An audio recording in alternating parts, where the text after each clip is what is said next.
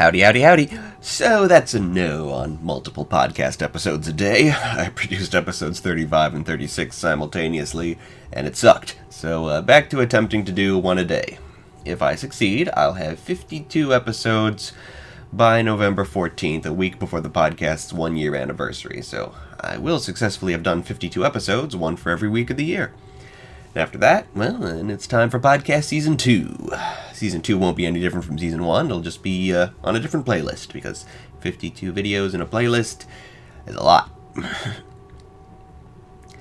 Today in the fanfiction segment, we're in the home stretch of the three-way crossover saga, my first fanfiction project under my current name, a crossover of Monsters vs. Aliens, Twilight, and Maximum Ride, the three things I discovered in 2009 that just inspired the hell out of 16-year-old me. The final installment of the series is called Moon, Sun, and Stars, and it's the longest installment of the series at 29 chapters. So we're going to take 3 episodes to read it, starting with chapters 1 to 10. Chapter 1, Steps, narrated by Max. After the events of Fallen, it's the morning after Max and Fang have engaged in I can't believe we're alive sex, and Max is thinking that it's a bad idea and they shouldn't do it again. Fang is hurt at first, but her logic, which I'll spare you, sways him.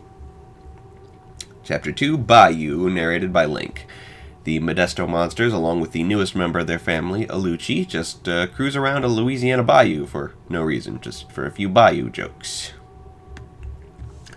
Chapter 3, Family Time, narrated by Bella. There's a big family gathering. The 3 families have become one, whatevs. The highlight of it is that Edward is wearing a birthday crown from Burger King with King of All the Vampires written on it in marker. That's funny. It's primarily slice of life, and, the most notable bit being, Charlie is reflecting on how Bella sacrificed herself for him, how that's not right, how parents should sacrifice for their children, not the other way around. Charlie has no regrets how it went, but he wishes he had the chance to turn the tables, to give back. Chapter 4, The Big Date, narrated by Iggy. Iggy and Nudge are planning on their first date. Iggy doesn't really want to date Nudge. He just likes hanging around and making out with her. Nudge reveals that Aaron gave her a note asking for her back, and she was planning on ignoring it, but she might take him up on it now. She storms off, and Iggy resolves to fix what just happened. Chapter 5, Politics, narrated by Edward. Much to Edward's annoyance, a castle has been swiftly built in Alaska, and Eleazar is putting together a guard for Edward, including a pair of vampire brothers named Balthazar and Maddie. 2 guys who've appeared in several of my fics but never actually done anything, as far as I can recall. Fallen briefly appears before Edward to warn him that if he doesn't accept his authority, he, Fallen, will be most displeased, and reminds Edward that he will indeed return to Earth fully in 7,000 years. Chapter 6, Everything, narrated by Aluchi.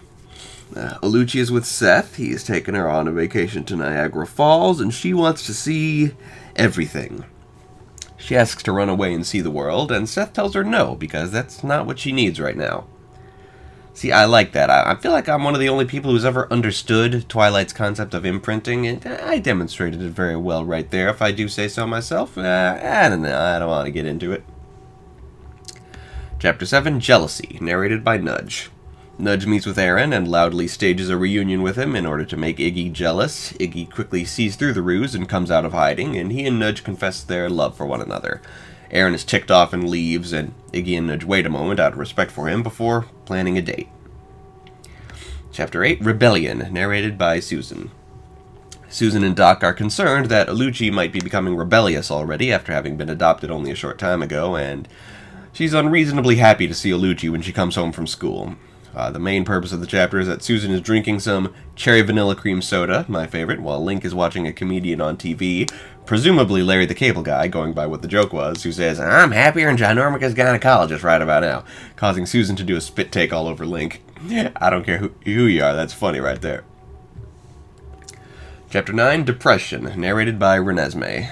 Renesmee finds Marcus out in the forest, lying motionless on a rock in the hopes that someday erosion will cause him to melt into the stone. Here we go into the backstory of Marcus, as explained by Stephanie Meyer outside of the books. Marcus was married to Aro's sister Didyme. Everyone loved Didyme, who had the power to make people around her happy. When Didyme and Marcus thought about leaving the Volturi, Aro murdered Didyme where no one would ever find out, and used a member of the Volturi Guard who has the power to shift people's allegiances to make Marcus loyal to the Volturi. And so Marcus has been for 2,000 years, but completely apathetic as a result. That's probably my favorite part of all of Twilight, and it's not even in the books. Why is every character in Twilight interesting except the 3 we're supposed to care about? Anyway, Marcus explains to Renesmee that after Didyme was lost, he lost all of his passion and feline feelings, as, that's the thing with Twilight vampires. They are wrecked for all eternity when their mate is destroyed. And cruelty of cruelties, in my fanfic, everyone in the vampire world knows what really happened to Didyme, except for Marcus, until this very moment when Renesmee accidentally transfers the knowledge to him by touch. Marcus is briefly surprised, and Renesmee wonders if he's going to go after Aro for revenge, but Marcus instead decides to lie back down, completely unresponsive. Chapter 10, Because We Can. Max and Fang decide to go fly around at night. No reason, they just want to. Max changes her mind about what she said in the first chapter and tells Fang that she wants to have sex again. Brief aside about writing Maximum Ride relationships, Max, Fang, and Iggy are canonically 14 years old for most of the series, while Nudge is 11, probably too young for the kind of stuff that I and most other fanfic writers write them into. I'll talk more about that in my next story, which is purely a Maximum Ride story. Yeah, you'll get more into the implications there. Anyway, Max and Fang have an encounter with our final villain, a red-bearded wizard-type guy by the name of Ted, accompanied by his henchmen, a werewolf named El Capitan, a troll named Frick, and a tiger mutant named Lorenzo. He attacks, but Angel intervenes, and they drive Ted and his forces away. Angel flies off, and Max and Fang proceed with the having sex thing. Well, so far I'm not impressed. I guess this being the finale, we're just picking up some slice-of-life stuff after the events have fallen. Maybe it'll pick up in later chapters. The 10th chapter was a good time to introduce Ted. I do like the timing there. He and his companions are strongly underdeveloped, if I recall correctly. Interestingly, I think I repurposed them for Iris, but in 4 completely different places, rather than as a group. Although that Marcus chapter was awesome. I like to use a lot of concepts from my fanfic in future original works. I'd like to do that. That's the main reason I'm rereading these stories now, to, mine nuggets of gold from them, but it's a real shame that this particular chapter couldn't possibly work with any characters apart from Marcus of the Volturi and Renesmee. Beautiful thing, fanfiction. Today in The Secrets of Droon, it's book 30. 30 is a nice, even number. Escape from Jabar-Loo. Yeah, from the title and the cover, I can't offhand remember what this book is about, only that Jabar-Loo is without a doubt the stupidest place name in the whole series. It has Lou in it. So, with nothing to say going in, let's look at that cover. There's like a fuzzy blue elephant on it. Okie dokie then, let's read the book. Chapter 1, 3 Heads or Better. One morning, the magical soccer ball hits Neil, Julie, and Eric in the forehead, imprinting letters on them, which they eventually decode to spell out Khan's Oasis. So they go to Droon, the stairs take them to the deserts of Lumpland, and they meet up with Khan. Chapter 2, Doing the Wave. Khan shows the kids Kia, who's doing some meditation to hone her magic, and we again see Mrs. Khan and their 2 little lumpy kids, Sasha and Lena. Kia explains that her parents were marooned with their navy in Jabar-Loo some time ago, and when Galen and Max went looking for them, they never came back. Those who travel to Jabar-Loo seldom do come back. Khan and the children hop in a boat and conjure a wave to take them straight to Jabar-Loo. Chapter 3, The Sound of Music. At the border of Jabar-Loo, the Drumar have set up a series of towers, and they sing to maintain the enchantments that prevent the dark magics of Jabar-Loo from escaping into the rest of Droon. The singer in the nearest tower offers them some supplies and elephant-like riding mounts called Tuscadons, along with a completely unique musical instrument called the splangle, which belongs to a minstrel who walked into Jabar-Loo and never returned. Chapter 4, Enchanted Land. In Jabar-Loo, they find that the sun comes up and goes down in a matter of only 20 minutes or so, as well as the wreckage of Jaffa City's Royal Navy. They find a raging river, and a little old woman named Dora helps them cross it in her floating palace, a vessel that gets bigger depending on how many riders it needs. So it's usually just a little canoe just for her, but can take the whole party and their Tuscadons. It expands, yes. As they sail, Dora recites a list of cliched expressions. That night, their encampment is attacked by armored beasts, each wearing a gold medallion. When the sun comes up, the beasts flee, and the group make their way to the walls of Jabar-Loo, decorated with imagery of rats and a giant temple rising out of the fog behind it. Chapter 5, Mr. Duppy Makes a Deal. Thinking of how they're going to get through the gates of Jabar-Loo, the party come across Mr. Duppy and Mr. Bethel, a pair of gopher-like merchants who claim they can get in and out of the city to buy and sell stuff because they're on Prince Umberto's good side. Neil makes a bargain with the traders, selling them the splangle and also Eric, whom he claims is an expert splangle player, for a Droonian coin Kia informs him is worth about a nickel. Regardless, it gets the intended result. At least one of them gets into Jabar-Loo. Chapter 6, Sing for the King. As they enter Jabar-Loo, the merchants explain to Eric that the last splangle player to pass through Jabar-Loo was the amazing Flemke, who played one wrong note and was sentenced to sit atop a pole in the town square for the rest of his life. Eric is very reassured. Eric and the splangle are sold to Umberto's guards and brought before Umberto himself, a large figure completely concealed in a rat-themed suit of armor.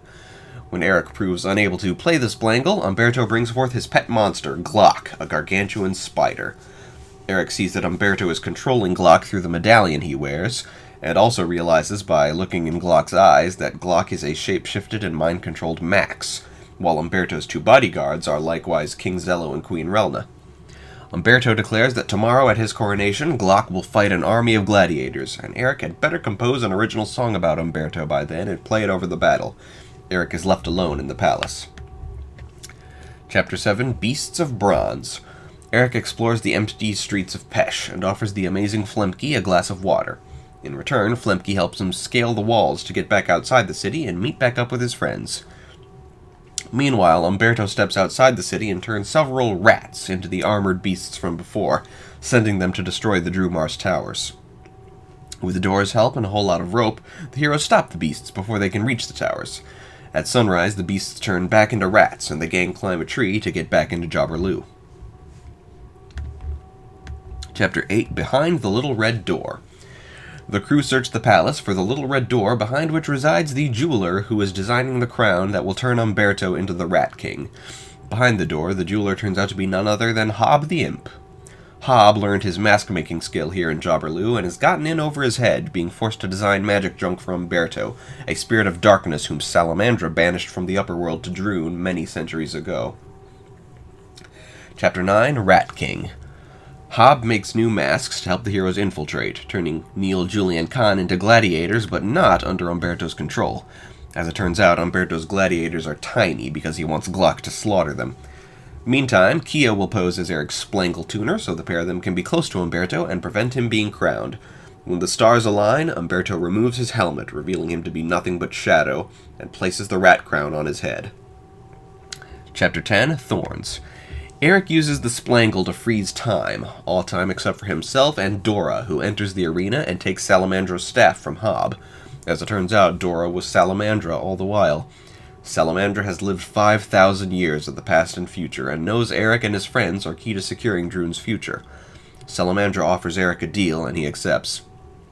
Salamandra sends Eric a few seconds back in time so he can make a different decision, destroying the crown instead of trying to protect the gladiators from Glock. Umberto is destroyed, and everyone he turned into his servants changes back to their normal selves. Max, the King and Queen, the Droon Royal Navy, and lots of rats. Flemke, as it turns out, was actually Galen, while Mr. Duppy and Mr. Bethel are exactly who they appeared to be all along.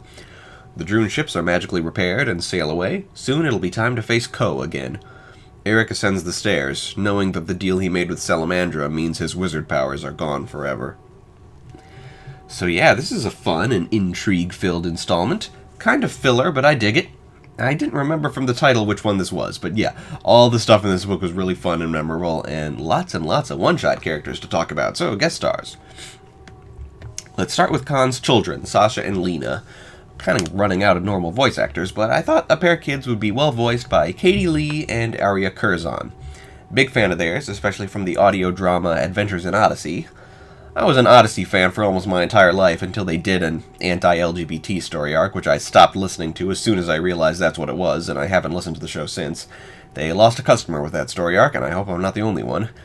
Hey, a radio show with overtly Christian themes that's run for over 30 years and didn't run an anti-LGBT story arc until, last year, maybe the year before.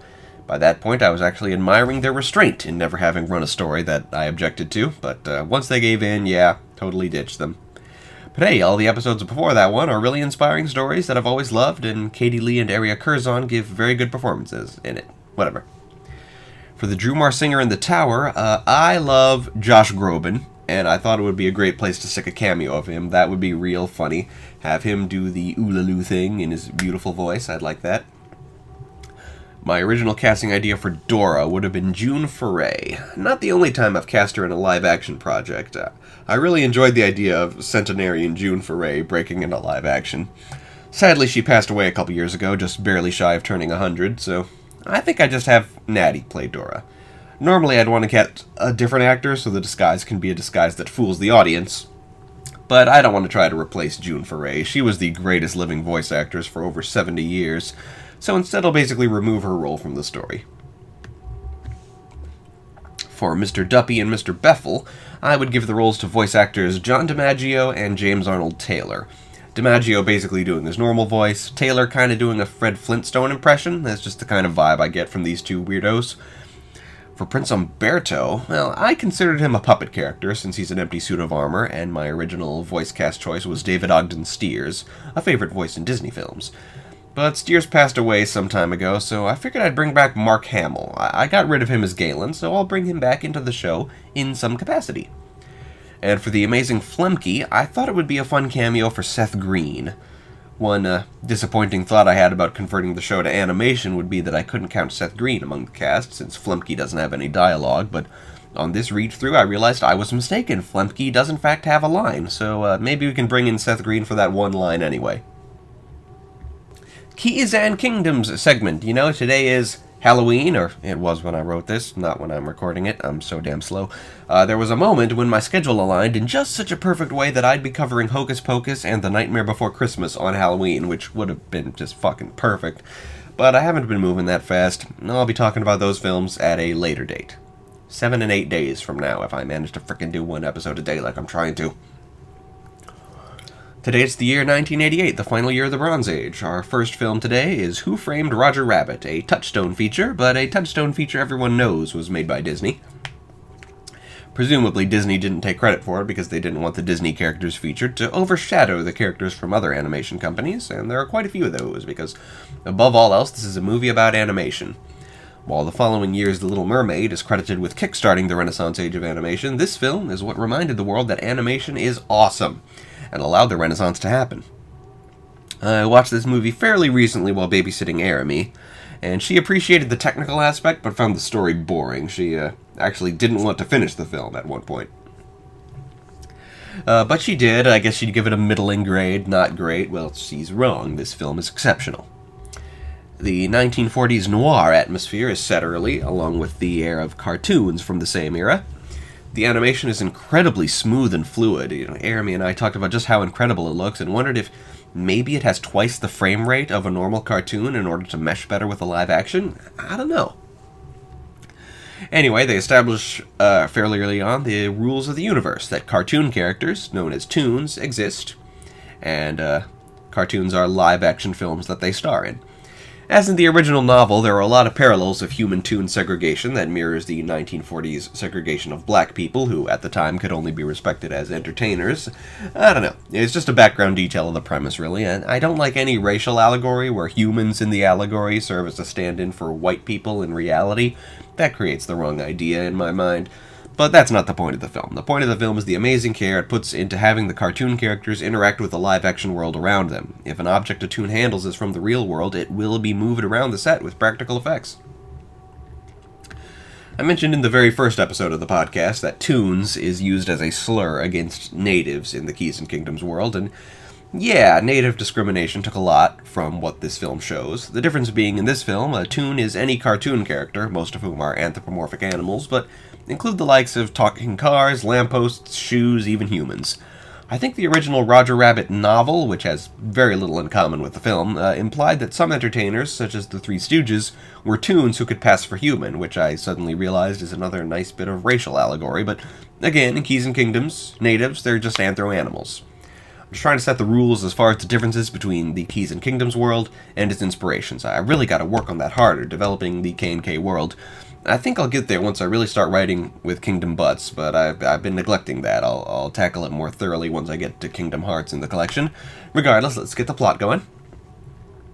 Hard-boiled private detective Eddie Valiant, played by Bob Hoskins, is hired by cartoon producer R.K. Maroon. One of Maroon's cartoon stars, Roger Rabbit, played by Charles Fleischer, has been absent-minded lately, and Maroon wants Eddie to find out for sure if Roger's wife is cheating on him so Roger can focus. Eddie doesn't like taking work that involves tunes, but Maroon assures him the job won't take him into Toontown. Eddie takes the job for $100 and some booze, and walks around the Maroon Studios lot, encountering many tunes, most of whom are from Fantasia, and all of whom are seamlessly integrated with the environment. The late Bob Hoskins doesn't get enough credit for this amazing role. Not only is it unbelievable that Hoskins is actually English, given his complete devotion to the Italian-American accent, he always convincingly looks like he's looking at the tunes. Other films with animated characters, or even puppet characters, the acting quality always goes way down when the humans start talking to the non-human characters. Even when Mark Hamill talks to Yoda, it's not entirely convincing, but Hoskins never falters in his talking to tunes. He treats them the same way he treats the live-action actors he interacts with. So Eddie goes to the Ink and Paint Club, an all-tune review with an audience of only humans, to get the goods on Jessica Rabbit. The first performance is a piano duet between Donald Duck, played by Tony Anselmo, and Daffy Duck, played by Mel Blanc. See, Warner Brothers said they'd allow their classic Looney Tunes characters to be used in the film if they got the exact same amount of screen time as Disney's classic characters, not a frame less.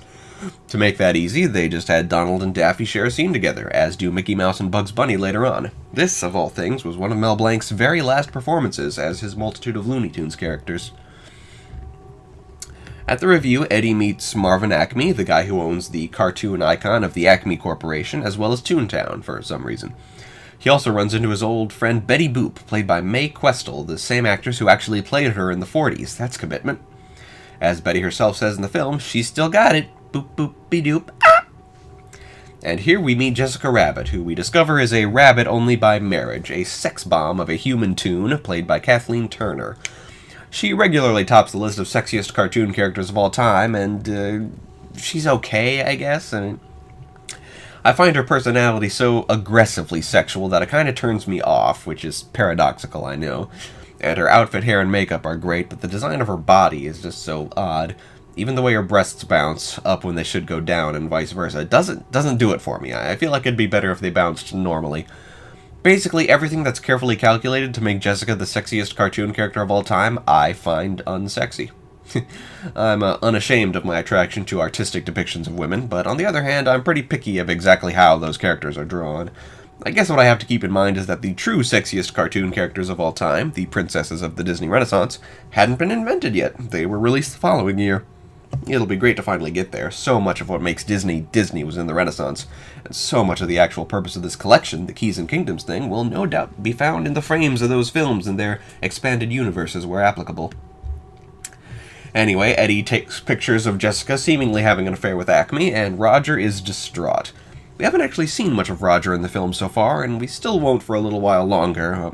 What we get from this scene is that Roger is endlessly optimistic and refuses to believe Jessica would do this to him, despite the photographic evidence, and he rushes off to win her back. Could learn a lot from Roger. Or not, it's hard to tell sometimes. The next morning, Eddie learns that Acme has been murdered, and Roger is the sole suspect. This brings us in close proximity to Toontown, giving us a hint at what that's like. We get a cameo from Yosemite Sam, who's voiced by Joe Alasky instead of Mel Blanc, because Blanc had just gotten too dang old to do that particular voice. When first creating the role of Sam, Blanc couldn't think of an interesting voice, so just elected to yell at the top of his lungs. See, I have some non-Disney trivia in me. Here we see a collection of portable holes, which are actually called that on the box. Portable holes. Those are real D&D items, and I'm pretty sure the name is taken directly from this movie, though I can't recall if they're in the core 5th edition or not. Here we meet the creepy and unblinking Judge Doom, played brilliantly by Christopher Lloyd. Man, whatever happened to Christopher Lloyd? Mr. Clipboard in Food Fight has been like his best role of the millennium. Doom and his squad of weasels, whose names are not mentioned in the film but are called Smartass, Greasy, Wheezy, Psycho, and Stupid, and it's easy to tell which is which just by knowing that, are hunting for Roger and apparently have ungodly amounts of legal authority in this case as they're planning to execute him on sight. Toons were thought unkillable before now, but Doom has invented a kind of paint thinner he calls dip, which dissolves Toons like acid.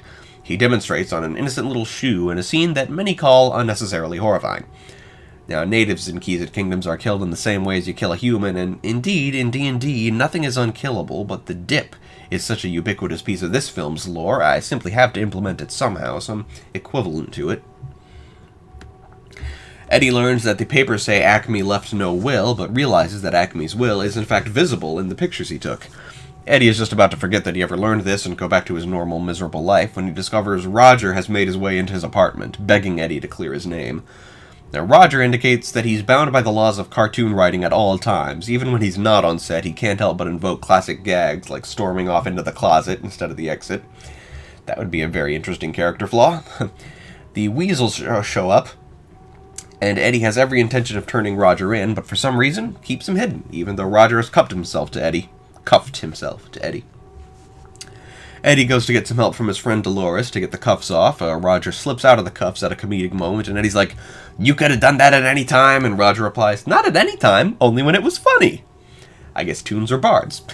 Eddie decides to involve himself in the case, suspecting Maroon of the murder.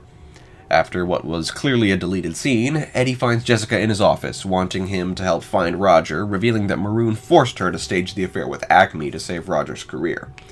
Dolores tells Eddie that the Cloverleaf Corporation are the ones who want to buy Toontown, and they'll get it unless Acme's will is found by midnight. Multiple layers to this mystery. I forget exactly what role Maroon has in all this. Doom comes to the bar and draws Roger out and prepares to dip him right there in the open. Eddie tricks Doom, having to trick Roger as well with the old rabbit season, duck season routine. The man knows his cartoon logic, and Eddie and Roger escape with the help of Roger's friend Benny the Cab, also played by Charles Fleischer, and there's a car chase with more cartoon logic. Roger and Eddie hide out in a movie theater where they watch a goofy cartoon. I do love goofy cartoons, as I've mentioned before. Roger finally asks Eddie why he's such a sourpuss, and Eddie confesses that his brother Teddy, who used to run the detective business with him, was murdered by an unknown Toon with red eyes and a squeaky voice. Dolores helps smuggle them out, just as Eddie discovers via a newsreel that Cloverleaf has bought Maroon Studios. Eddie sets up a meeting with Maroon by bluffing that he found the will. Maroon and Eddie get into a fight, which Eddie wins, allowing him to interrogate Maroon. Maroon explains that Cloverleaf wouldn't buy his studio unless they could buy Acme's property as well, so he tried to blackmail Acme with the pictures of his supposed affair with Jessica. Unfortunately, Maroon is murdered before he can explain what Cloverleaf's plan for Toontown is. Eddie looks out the window and sees Jessica driving away with an unconscious Roger. The plot thickens. Eddie very reluctantly pursues Jessica into Toontown, armed with a Toon gun full of talking bullets, whose voice actors include Pat Buttram, and making his debut in the collection, Jim Cummings, one of the best voice actors in the world, especially beloved by Disney. Eddie enters Toontown, and it's Toontown. It's a lot of havoc. It's kind of like how I imagine the Realm of Dreams would look. Lots of cartoon characters all around, many of them recognizable. Eddie follows who he thinks is Jessica, but turns out to be a rather disgusting and horny creature by the name of Lena Hyena, played by June Foray. In escaping Lena, he runs into several characters, such as Droopy Dog, played by legendary animator Richard Williams, creator of the disaster piece The Thief and the Cobbler, Mel Blanc's Tweety, who does his classic ran out of piddies bit, and Wayne Allwine's Mickey and Mel Blanc's Bugs, who offer him a spare tire in lieu of a parachute. It's a sordid story. Eddie finally finds Jessica, who insists that the murderer he's after is Doom, not herself. Eddie wouldn't believe it if they didn't just catch Doom trying to shoot him. Doom flees, and Jessica and Eddie escape the weasels in Benny, only for Doom to crash them by pouring dip on the road. In this shot, we discover whether or not Jessica is wearing panties, and the answer varies depends on what version of the film you're watching. Originally, the answer was a resounding no, but they painted some on in later editions after freeze framing became a thing. I've never been bothered to slow down the film enough to try it out. To try to find out. Until just now. She is. As it turns out, Doom is the sole stockholder of Cloverleaf, and when the deadline expires in 15 minutes, he's going to wash all of Toontown in dip and build a chaotic rest stop next to the upcoming freeway. Benny and Roger cross paths, and Roger goes to rescue Eddie and Jessica, while Benny goes to the police. The upcoming showdown, Eddie invokes a bunch of foreshadowing about laughter by subjecting himself to physical comedy, causing the weasels to laugh themselves to death, all but Smartass, who gets dipped, and runs Doom over with his own steamroller. As it turns out, Doom is none other than the very Toon who murdered Teddy, wearing rubber prosthetics to pass himself off as humans. We never see any of this Toon's features beyond his googly red eyes and his hand, which he can transform into various deadly weapons, before he gets horrendously dipped himself. I definitely have to take note of the various cartoon tactics employed in this final battle. They're genuinely brilliant. It's no wonder this film was what reminded the world that cartoons are great. Anyway, it turns out Acme's will was written on Roger's love letter to Jessica in disappearing, reappearing ink. This is a genuinely good mystery caper. Every little thing has its purpose that fits into the solution. And Toontown does indeed belong to the Toons now. Why Acme owned it in the first place, who knows. The final crowd shot includes many more cartoon characters from many different companies. Perhaps the credits will give me more details. And this film's credits, I think they once held the record for the most people credited on a single motion picture. I think The Matrix Reloaded beat that record. I don't know, who knows where I get these things, but they stick in my mind. I know that one less person is credited than ought to be, as Kathleen Turner is not credited for voicing Jessica. They're certainly very long. Interesting information, Richard Williams was in charge of animation. That made him the money to almost finish The Thief and the Cobbler. Unfortunately, he didn't finish it, so some jackasses finished it for him. Here we go, the used by permission copyright. Droopy belongs to MGM, Betty Boop to Fleischer Studios. I wonder if Charles Fleischer is any relation to Fleischer Studios. Woody Woodpecker, who cameoed right at the end, belongs to Walter Lantz. At least 6 Looney Tunes characters appear, and they belong to Warner Brothers, as does the name Acme. And that's it. And this film was co-produced by Steven Spielberg's production company, Amblin. No, that's an anticlimactic note to go out on, but yeah, Roger Rabbit. Fun film. And now, Oliver and Company. Number 27 in the animated canon, and number 48 in my collection, the last film of the Bronze Age. Never a film I've paid a huge amount of attention to, but I've definitely been watching it since I was real little. Had the VHS. I called it Olivo and Compano. That's how little I was when I regularly watched it. We're still watching films that are older than I am. That'll change when we hit 1992. Oliver and Company is a loose adaptation of Oliver Twist, set in modern-day New York City with a cute kitty in the role of Oliver. We open in modern-day Manhattan, and a sad song about it. The animation is definitely very primitive and sketchy, especially just coming off Roger Rabbit. It's definitely not the Renaissance yet. So we open on a box of kitties being sold for $5, and completely arbitrarily, our main character Oliver can't seem to get himself adopted. He's the only one who doesn't get picked for absolutely no reason, but, sometimes life is unfair like that. Oliver is voiced by Joey Lawrence. I know that name. What else does he do? IMDb. Nothing I've seen, just lots of classic 80s sitcoms with kids in them. This movie is pretty 90s considering it came out in 88. Disney ahead of the curve for once. Dodger, our equivalent to the Oliver Twist character of the same name, played by Billy Joel, surprisingly, helps Oliver steal some hot dogs from Louie the Street Vendor, played by Frank Welker. Is this the first time we're seeing Welker? Gosh, Jim Cummings, Frank Welker, maybe Corey Burton, all sorts of iconic voice actors making their Disney film debuts here. And they're still mostly relevant today, albeit mostly restricted to Disney content these days. Most relevant voice actors these days are those who got their start in anime and then moved on to domestic work. Dodger cheats Oliver out of the hot dogs, intending to bring them home, but Oliver tenaciously follows him all the way through the city and Dodger's musical number, the film's signature song, Why Should I Worry? Great song. And I really like Billy Joel's performance, not just in the song, but his overall performance. Singing and voice acting are known to be very transferable skills, so singers tend to do surprisingly well when they lay down their voices for animation like this. As in every Disney movie about dogs, we get cameos from previous dog movies in this number. Several Lady and the Tramp characters appear in one shot, and Pongo from 101 Dalmatians in another.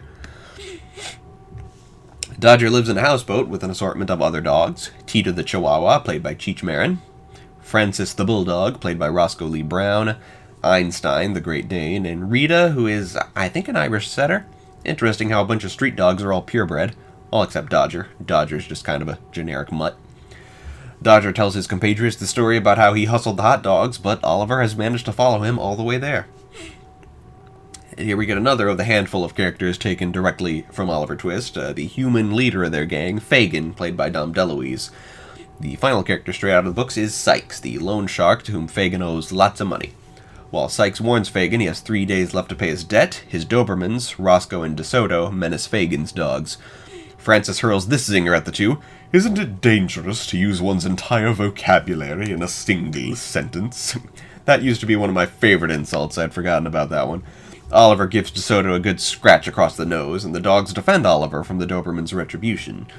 The dogs comfort Fagin as he despairs ever being able to pay off Sykes. Fagin appreciates their efforts, and he takes in Oliver, and he reads them a chapter of their favorite book. It's really cute. Fagin may be a lowlife, but he loves his dogs, and his new cat. The next day, Fagin takes the as-yet-nameless Oliver and the dogs out to pinch enough money to pay off Sykes, leaving the animals to their own devices. Rita gets a short musical number about being tough on the street, and they find a limousine, figuring that'll be their target. The limo contains our young girl heroine Jenny Foxworth and her chauffeur Winston, reading a letter from Jenny's absentee super-rich parents who are gallivanting around Europe and won't be back in time for her birthday. The dogs crash the limo, Francis faking an injury, Tito hot-wiring the thing. The dogs escape with some money, but Oliver is found by Jenny and taken back home. Dodger and Tito go to rescue Oliver. At Jenny's fancy house, we meet the family poodle Georgette, played by Bette Midler, who introduces herself with a fairly superfluous musical number about how egotastic she is. It's well written and introduces the character pretty well, and Midler performs it hilariously. Jenny makes a big chocolatey sundae thing for Oliver. You really can't feed a cat that way. And Georgette is not pleased to find a cat in her house.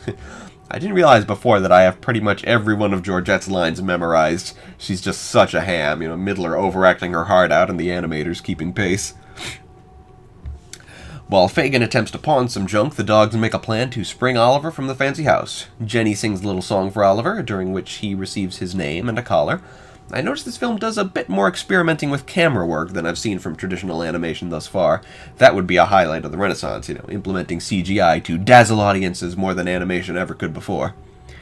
As Jenny goes off to school, the dogs distract Winston, who we come upon watching professional wrestling, that's funny, and lock him out and bust into the house. Georgette freaks out at Dodger and then has a "what, you're not here to ravish me" moment, but when she learns they're here for the cat, she's willing to cooperate. They see that Oliver is happy and consider leaving him there, but Georgette convinces them to take him. Oliver protests when he wakes up back at Fagin's house and says he loves the gang, but he'd rather live with Jenny. Dodger is deeply offended by this, and the others are sad. Fagin returns home at this point and sees Oliver's cat license and thinks this is the solution to his problem. He'll ransom Oliver back to his new owners. Jenny comes home to find the ransom note. Fagin explains his plan to Sykes and meets Jenny at the docks. When Fagin realizes Jenny is just a little kid without easy access to her parents' money, here armed with just a piggy bank, his conscience gets the better of him and he gives Oliver back to her, no strings attached. Sykes is watching and decides to kidnap Jenny and ransom her in order to get his money back. Sykes assures Fagin he's off the hook, but nevertheless, Fagin, Oliver, and the dogs, including Georgette, pursue Sykes to rescue Jenny. While Sykes is on the phone with Winston, Fagin's dogs bust into Sykes' hideout. Oliver frees Jenny while the dogs fight Roscoe and DeSoto. Fagin drives Jenny and the dogs out on his little moped thingy, Sykes pursuing in his car, even when Fagin takes the chase into the subway. That's pretty crazy. The heroes eventually escape, and Sykes gets his ass run over by a train. Oof, that's a nasty way to go. Disney villains usually die horribly, but most of those are fairy tales, so there's a distance, This film is set in New York in the late 80s. That adds that much more reality to that horrible fate. Dissolved to Jenny's birthday, with Fagin's gang there in lieu of Jenny's parents. Georgette has finally succumbed to Tito's Latin charms. The dogs bid Oliver farewell and drive off with Fagin, singing a reprise of Why Should I Worry, Roscoe Lee Brown and Cheech Marin struggling to carry the tune. One Timothy J. Disney was one of the screenwriters. I've never heard of him. This looks to be his only actual Disney credit. Not much information available on him, just some obscure Disney relative who got one writing credit in, I guess. Here we go. He's Walt's great-nephew, which makes him the son of Roy E. Disney, who is the son of Walt's brother, Roy O. Disney. How about that? And Huey Lewis performed the opening song. I didn't notice. And Rita's and Jenny's voice actresses did not do their own singing. The credits are sure to let us know that the soundtrack is available on records, cassettes, and compact discs. So, final thoughts on the Bronze Age? Well, you can see them struggling, It clearly wasn't easy. All the same, Aristocats, Robin Hood, Rescuers, Fox and the Hound, Great Mouse Detective, these remain memorable childhood favorites, It may have been a difficult era for the company, but the output ultimately was just as good as what they had before. This deserves to be called the Bronze Age, not the Dark Age. So let's recap these last 5 movies, end of the Bronze Age, and up next it's time to hit the Renaissance. That's going to be so super awesome. The Great Mouse Detective, tiny set pieces. Not mouse tiny, but tiny-ish.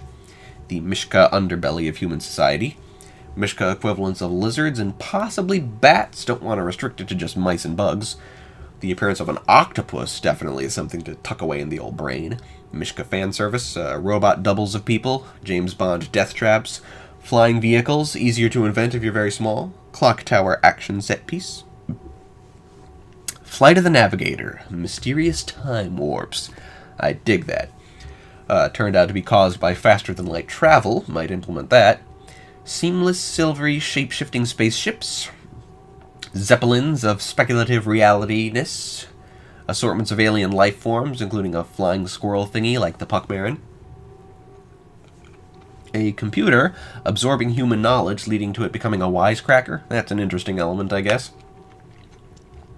The erasure of timelines, always a chilling prospect, even if the timeline you get back to is so much less sorrow. The brave little toaster inspired me to create some kind of creature inspired by the Pokemon Rotom, who can take the form of a number of electrical appliances, most notably the 5 main appliance characters from this movie. Good inspiration for an episodic adventure, dissecting appliances being horrifying if you're an appliance. Who Framed Roger Rabbit. So, yeah, toon discrimination should serve as some inspiration for native discrimination, just as much as faunus. I'll try not to take too much inspiration from real-life racial discrimination, but, well, how many kinds of discrimination are there? There will inevitably be some parallels. Maybe natives get dipped in acid. Maybe that was the nadir of their discrimination and how we involved the dip. Maybe natives now can only make a living as entertainers. That's a classic way to discriminate against a minority. Cartoon tactics in battle. It definitely worked as a mystery with all the pieces fitting together, for sure. Some kind of enemy that transforms its hands into different kinds of weapons depending on what it needs. Toontown is a template for the realm of dreams. Those kinds of places are usually depicted as very serene, but real dreams are quite chaotic. And the notion that something can only be done when it's funny. Oliver and Company, there's not a lot of speculative elements in this one, but it did quite subtly implement my idea of what the world would be like if all animals could be trained and follow orders. Fagin, Sykes, and Jenny take their pets with them everywhere they go, allow them to implement plans of their own initiative, speak to them knowing they'll understand. It was very well done.